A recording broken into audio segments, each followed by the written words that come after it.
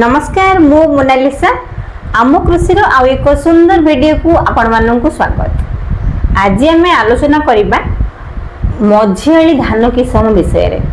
मझियाली धान माने मझी मझिया माने 110 रु 125 दिन भितर जो धान आपनकर उत्पादन हो जाउथबो आज से धान विषय रे आम आलोचना करबा। जेतेबेले जने चासी भाईटी आज्ञा धान चाष करे ताकू तीनटा ड्यूरेशन रो धान चाष करया पे आज्ञा पड़ी थाए। प्रथमत आज्ञा लॉन्ग ड्यूरेशन जोटा कि अधिक दिन पर्यंत माने 150 रु 160 दिन पर्यंत एवं द्वितीय होची मिड ड्यूरेशन जोटा कि मझियाली धान किसम माने 115 रु 125 दिन किंबा 130 दिन भितर धान जोटा उत्पादन हो पारथो से धान को आज्ञा मझियाली धान किसम कहती। शॉर्ट ड्यूरेशन धान होची जोटा कि आपनकर 100 रु 110 दिन 90 रु 115 दिन यही धान किसम जोटा को रहिला एटा को शॉर्ट ड्यूरेशन धान बा शीघ्र जो धान आमे अमल करि परथुवा सही धान किसम कहंती।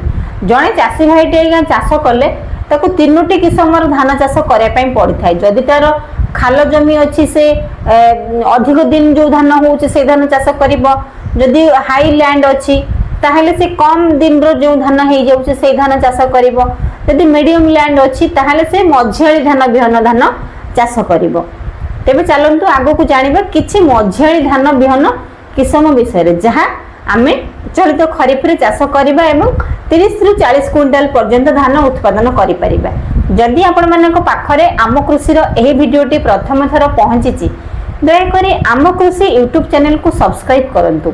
तेबे चलंतु जानिबा मझियाली धान किसम विषय रे। जदि मझियाली धान आमे चाष करिबा ताहले मझियाली धान रो प्रथम धान बिहन किसमटी आज्ञा हेउची निजुभिड सीड्स रो राजा NPH 369 वेराइटी रो ना होउची आज्ञा राजा NPH 369। एहा एक हाइब्रिड जातीय धान बिहन किसम बहुत बढ़िया धान किसमटी आज्ञा खूब जल्दी धानटी पाची जाई थाए एवं अमल मध्य अधिक आसी थाए। जदि आम सठिक भाव में धान को चाष करवा हाराहारी एकर पिछा अमल आपणकर देखिया पई गले 20 क्विंटाल रु 26 क्विंटाल पर्यंत अमल आसी थाए। कहीं 110 रु 115 दिन होउछि एही धान रो ड्यूरेशन।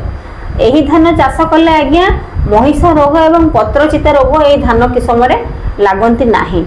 बहुत बढ़िया धान किसमटी आज्ञा निजुभिड सीड्स रो आपण जदि मझियाली धान किसम चाष करिया पई चाहउछन्ती ताहले एही किसमटी आपणक पई बेस्ट रहिबो। दुई नंबर धान किसमटी आज्ञा होउछि बायर कंपनी रो RIG बोल्ड। बहुत बढ़िया धान किसमटी एहा मध्य हाइब्रिड जातीय धान किसम। एहारो ड्यूरेशन आज्ञा होउछि 120 रु 125 दिन होउछि एहारो ड्यूरेशन।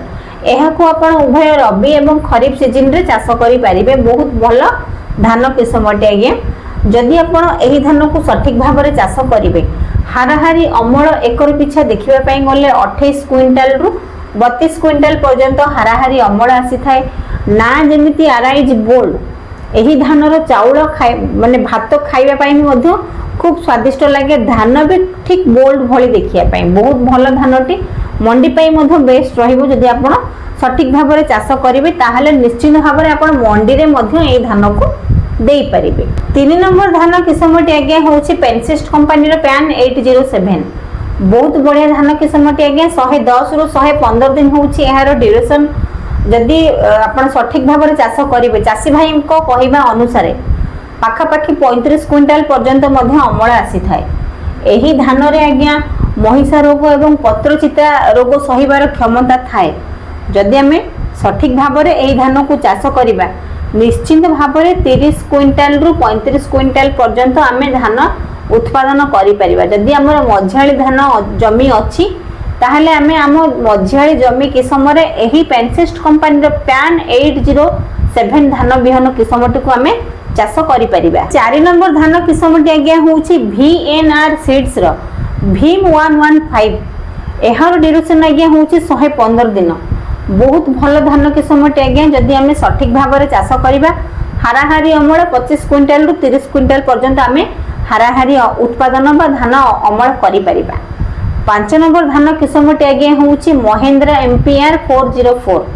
एहार ड्यूरेशन आज्ञा होउछि 120 रु 125 दिन होउछि एहार ड्यूरेशन। जदि सठिक भाव में आम चाष करवा हाराहारी अमल 28 क्विंटाल रु 32 क्विंटाल पर्यंत आम पाइपर। जदि मझियाली जमी आमर अच्छी आम यही सब किसम भितर जेकोसी गोटे धान बिहन किसम आम चाष कर निश्चित भाव में आम अधिक उत्पादन पाइपर।